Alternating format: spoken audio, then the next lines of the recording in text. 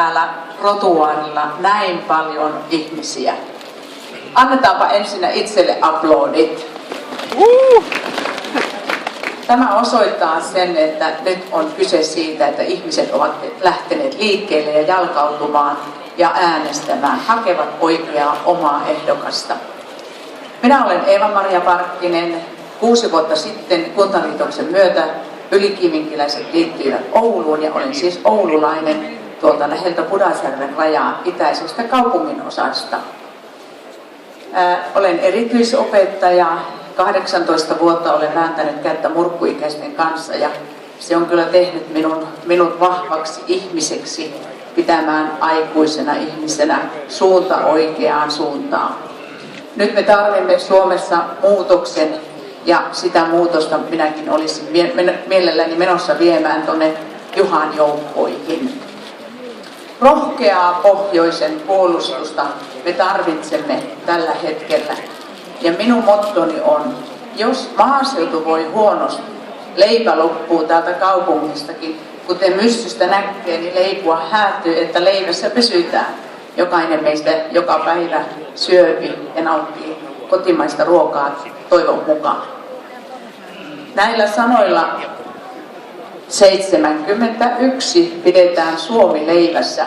Eeva-Maria Parkkinen. Hyvä Eeva-Maria! No niin, leidit on kuulemma valmiita väistymään. Tuletko Juha vähän tänne päin, otetaan. Ei päästetä ihan niin helpolla, että kysytään pari tämmöistä vielä lisälämmittelykysymystä. Oletko Juha ehtinyt laskea montako paikkakuntaa ja vaalitilaisuutta nyt on sitten takana, kun Suomea on kuntoon laitettu? No, kaikki maakunnat, paitsi tuo Pirkanmaa on jo käyty. Pirkanmaalla käyn ensi viikolla ja sitten kierrän Uuttamaata ja Helsinkiä. Mutta mitähän näitä vaalitilaisuuksia? Varmaan mä oon samaan puheen pitänyt 237 kertaa. Ja aina ilmeisesti yhtä hyvät aplodit kuitenkin tullut, että asiaa on piisannut siinä puheessa.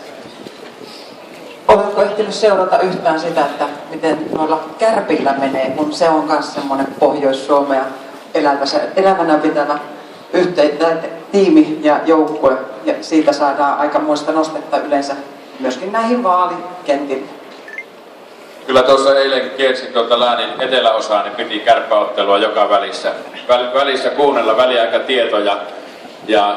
Nyt ollaan voiton päässä finaalipaikasta ja tuossa olin Satakunnassa ja Varsinais-Suomessa viime viikolla ja siellä uskalsin Raumalla, jätin kärpätäkin autoon, mutta Turussa jo uskalsin pitää, kun eikö se turkulaista ole jo lomalla.